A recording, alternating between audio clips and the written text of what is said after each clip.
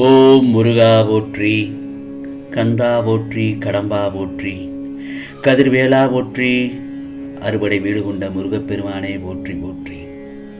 என் செல்ல குழந்தையே, நாளை 30ஆம் தேதி அன்று வெற்றிகரமாக நீ நினைத்த காரியம் எல்லாம் நடக்கப் போகிறது.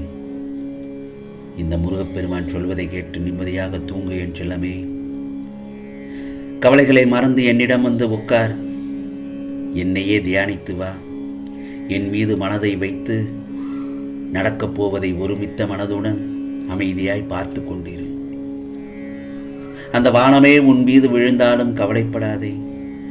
உன்னை காப்பாற்ற இந்த முருகப்பெருமான் இருக்கும்போது உனக்கான கவலை எதற்கு என் செல்லமே? கலங்குவதால் என்னிடம் இருந்து நீ தூரமாகிறாய். என்மேல் நம்பிக்கை இருந்தால் என்னால் உனக்கு முடியாத காரியம் என்று எதுவுமே இருக்க முடியாது. இந்த முருகப்பெருமான் என்றும் உன்னுடன் தான் இருப்பேன், இருந்து கொண்டு இருக்கிறேன். இன்று உன் மனதில் ஏகப்பட்ட குழப்பங்கள். நான் சொல்வது சரிதானே? நாம் எடுத்து வைக்கும் அடி சரிதானா இல்லையா என்று குழம்பிக் கொண்டிருக்கின்றாய். யோசனைக்கு மேல் யோசனை. நீ என்னதான் யோசனை செய்தாலும் உன் காரியம் சிதறாமல் இருக்க இந்த முருகப்பெருமானின் அருள் வேண்டுமல்லவா? அதனால் உன் யோசனைகளை எல்லாம் விட்டுவிட்டு உனக்கான காரியங்களை என்னிடம் ஒப்படைத்து விட்டு நிம்மதியாக இரு. நான் பார்த்துக் கொள்கிறேன். உனக்கான சரியான நேரத்தில் எப்படி முடிக்க வேண்டுமோ அப்படி எந்த குறையும் இல்லாமல் இந்த முருகப்பெருமான் முடித்துக் கொடுக்கின்றேன்.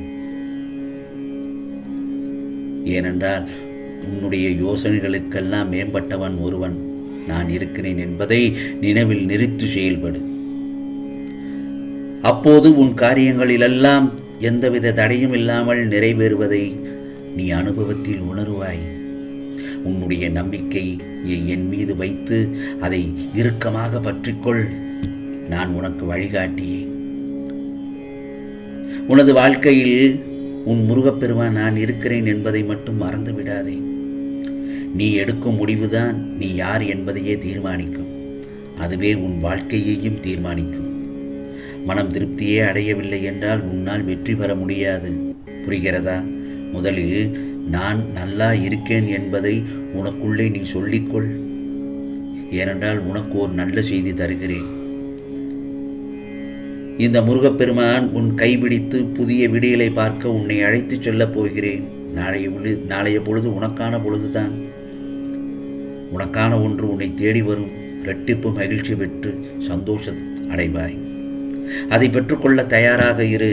ஏனென்றால் உனக்கு நல்லது நடக்கப் போகிறது. அதை நடத்தி வைக்கவே இந்த முருகப்பெருமான் நான் உன் வீட்டிற்கு வந்துள்ளேன். இதோ உனக்கு நல்லது நடக்கும். நிச்சயமாக என்னுடைய ஆசீர்வாதம், உத்தரவு, அன்பு கட்டளை மற்றும் சுபவாக்கு என் செல்லமே. நான் சொல்வதை கேட்கும் நொடி உன் சகல கோரிக்கைகளும் நிறைவேறும். அந்த காலமும் நேரமும் வந்துவிட்டது உனக்கு. நீ என்றுமே மற்றவர்களின் உடல் பலம், பணபலத்தை கண்டு அஞ்சாமல் எது வந்தாலும் எதற்கும் ஏற்கும் பக்குவத்தை வளர்த்துக்கொள். உன்னிடம் திறமை இல்லை என்று யார் சொன்னது? என் செல்ல குழந்தைக்கு அதிக திறமை இருக்கிறது.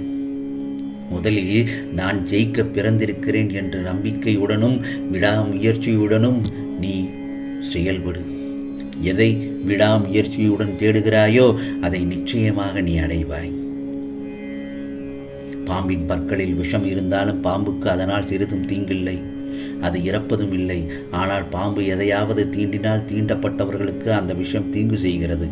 அதே போலத்தான் தீய எண்ணம் கொண்டவர்கள்.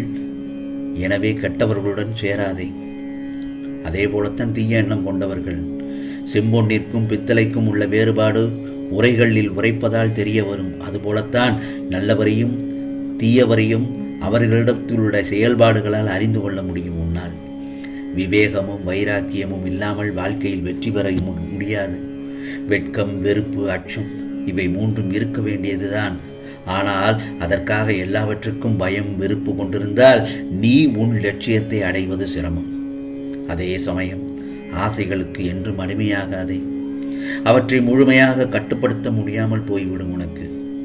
எந்த ஒரு காரியத்தையும் ஈடுபாடோடு செய். பிடிப்பும் நம்பிக்கையும் இல்லாமல் நீ செய்யும் எந்த ஒரு காரியத்திலும் உன்னால் நிச்சயமாக வெற்றி பெற முடியாது.